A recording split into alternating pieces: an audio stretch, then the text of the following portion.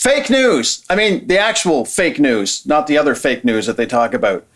I don't know. It's kind of pissing me off. This is United A-Holes, a video cast discussing cultural topics with no filter.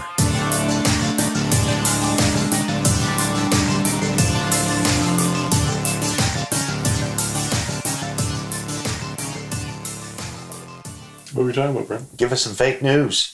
All right. Well, first of all, I've been waiting to do this all night. And seeing as we're going to talk about fake news and we're going to talk about a particular company, or I guess you could call them a company, I don't know, right here in the Maritimes. Why didn't you do that in the last video when we were talking about being a millionaire and you win $1 million?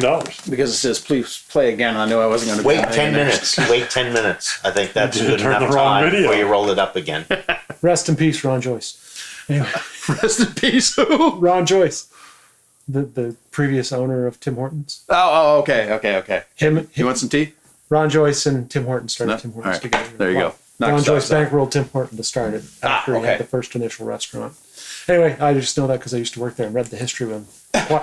Night shifts were fucking slow. Anyhow, so you want to talk about fake news? Okay, so that is the fastest we've ever derailed a topic. good. We I'm literally, no, I'm not complaining. We literally didn't even get started. I derailed it, and then we just kept on going. And it's your fucking topic. So, right, that's right. So before I started, I want to say we need to have an episode that is entitled Potpourri. Yeah, I'm in there. We don't have a topic. Yep. We just Okay. start spewing Yeah, up. seriously. And if the topic I goes cut too the long, pockets out of all my pants when I first buy them. yeah, we're derailed. I'm just Okay. using that as an example. This is not potpourri! Save it for Potpourri. All right. All right, so That was fake news. I don't think it was. Oh my god. So, okay, the fake news, entertainment news, I don't know what they call it. It's parody. The Onion would be the most famous one. Big one, yeah. And locally here we have the Manatee. So here's what happened to me recently. Someone was telling me that the current government that we have was going to change school so that the kids would go all summer long and they would take their break in the wintertime. This person was dead serious. I talked with her and said, his parents are going to be really upset because that's when people take their vacation. It's in the summertime. That's when they go away. People have to have campers and whatnot. They rely on being able to go whenever. Oh, no, yeah. Oh, it's going to be awful, but they're doing it. They're doing it. Yeah, that's what they're doing. They're talking about it right now, but they said they're doing it because it's going to save money because of snow days. Like, she had rational reasons why this was happening. And I'm Tell like, the teachers. well, No yeah. shovel driveways. So we have this conversation. I'm thinking, that's all right, whatever. Government's been done stupid things before. They're going to get some serious backlash on this. And then someone says to me after this person walks away, hang on just a second. It's an article on the Manatee. I'm like, oh, for frig's sake. She believes it. She honestly thinks this is true. Somebody else shared on Facebook, a person I know, I can't really get into names in this particular one, said that their father had shared on Facebook that everything you sample now at Costco, if you sample it, you got to buy it. And I'm like, what? She goes, yeah, it's an article from the Manatee. I'm like, well, did you tell him? I don't know. I just don't have the heart to tell him it's not real. So that brings me to, and I read that one, and there are some hilarious, from the standpoint of comedy, because I really kind of hate these sites, because I should clarify, I don't hate these sites. That's actually not true. I can't stand the fact that people won't do enough research to understand that it is a fake site. And then they will defend it. You say, no, that's from the Manatee. It's a fake site. No, my brother told me that that's what they're doing. The kids are going to go to school all summer long and take their breaks. No, seriously. No, seriously. This isn't real. People will defend it because they put so much stock into this person told me this, and I believe that they're telling me the truth. And they're not willing to say, oh, well, maybe that person got bad information. It's not bad information. So- it's a parody site. That's the proper word. I have a take on this, though. All right. And here's what it would be. 5-7 years ago, an Onion article was hilarious because it contrasted actual society to such a degree that there was no way it was a possibility. But over the last few years, partially because of the political climate in the States, partially because of outlandish claims and ridiculous things happening in reality, the plausibility of the outlandish being a possibility is now real. We've let there we go. Use your big words, right? Use that big word. Anyway. Who's got your belly? Save that for off camera. Anyway. What that scored there? What that scored there hockey game. Panthin. Anyhow. The fact that things can be so ridiculous, and the fact that anyone can have a voice and write whatever they want, wherever they want on the internet, people can claim outlandish things, and it's the thing that you mentioned the other day, or might have been today, that a fake claim or a false claim isn't the responsibility of the person who makes it. It's your responsibility to prove them wrong. Right. It's no longer true or fake until proven true. It's true until proven fake. It's just, here's a story. It's up to you to You figure have to out. prove a negative before they have to substantiate their claim.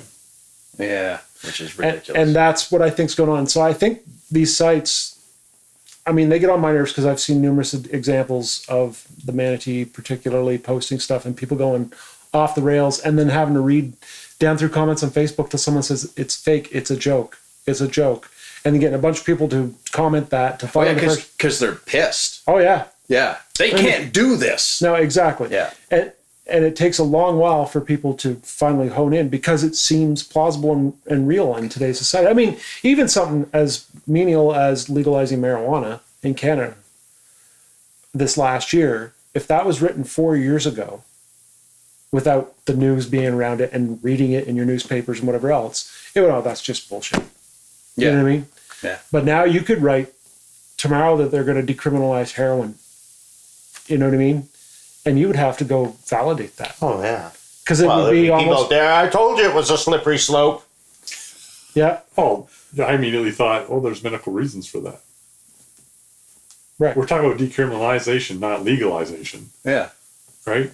You might be able to get a prescription for heroin. Fuck, look at Oxycontin. Yeah. Well, look at methadone clinics. Methadone. Right? Yeah. Exactly. There's Hey, I'm with Carolyn. Portugal. Decriminalize all of it. Let people Portugal did that. Yeah. Go Yeah. read about Portugal when you get time. It's friggin' amazing what happened in Portugal. And their drug use and crime rates have dropped immensely. Even though it's decriminalized and you can go to heroin clinics, literally. You can go to cocaine clinics, you can go whatever and get it government prescribed, medical treatment because you're addicted, and they help you get through your addiction and get off the junk, so to speak. And their drug use rates have dropped. And listen, Some are Ken's like, just, I don't want some to are get just off for the me, job. folks. you either spend the money locking people up repeatedly, trying to rehabilitate them, put them back in the system, rehabilitation by cold turkey, and they'll end up right back in the same loop. You can't force it. Right, or you spend the money helping them come down away from that properly. You're going to spend the money one place or the other. So decriminalize it and help people. Yep. But there's money in it. But that's I was just going to say, if the billionaires aren't making any money off of that, then they're not going to push. They're going to make it on buying and selling the product, and they're going to make it on incarceration. Yeah. Because that's a private state now. I was thinking of a crack clinic. I'm sure you were. I said junk too. I figured that was also going to play into this somehow. So, the fake news sites, the legit fake news sites, the ones that are truly fake news, really aren't the problem. It's a combination of society breaking what we deem reasonable. And I say society like it's an entity that could be controlled that way. But I mean, realistically, things have gotten ridiculous over the last couple of years. And that's where I'm at with it is it time for someone to step in and do something about it? I don't believe that that's the solution, But I'm wondering if what's going to happen is that's going to take place because someone's finally going to say, well, listen, we can't have people running around believing this stuff. Like, you've got to do a better job of telling people. Didn't they already start that? Didn't Facebook make an announcement saying that they're going to crack down on fake news and put in an algorithm to reduce the shares and likes? If you go to these the are the Onion, sites that are going to take a hit from that, not the actual problem sites of. But if you go to the Onion or Manatee or any of the sites that do this type of stuff, you soon realize, I mean, it openly states right on their website that they're a parody news organization and make fun of popular content, popular things that are going on. So I think what it shows is how lazy, how people don't use their technology, refer to earlier episode, and the fact that people just assume what they read is legit, especially if it's more negative than positive. That tends to be a commonality. Oh, absolutely. If you say anything, even if it's not worded, a factual statement of the government is going to change the school year so that vacation happens December and January or January, February, whatever it happened to be, versus July, August. That's not a negative statement, but it definitely is going to be assumed to be a negative impact. All you have to do is pick a negative impact on a population, post it somewhere, and immediately everyone will jump on board. People are going to hate this. And they're going to jump on board and share it like it's crazy. The negative things go way further than the positive. And the problem with that is if you run that site, clearly they're making money. They must have advertising. They've got something. They're doing something. There must be some cash flow there somewhere. So you need that headline to go viral. So you're getting clickbacks to your site. So if somebody comes along and says, all right, here's what we're going to do.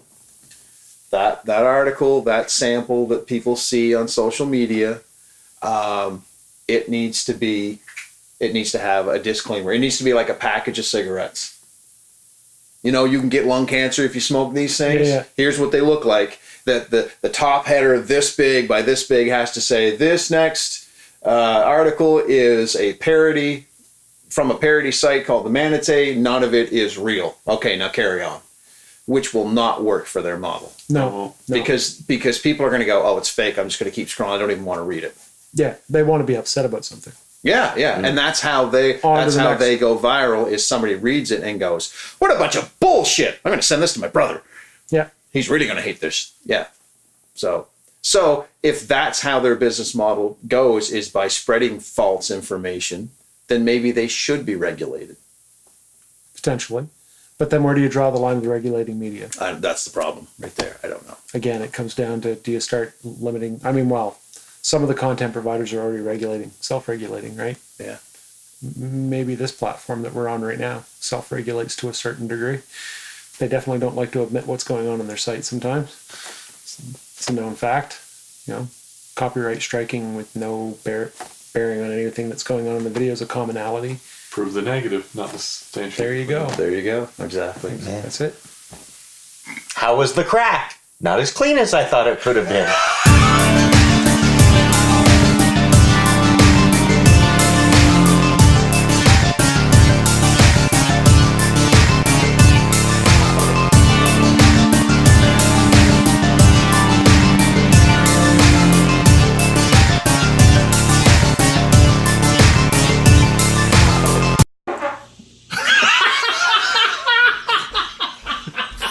Thank you for leaving the room.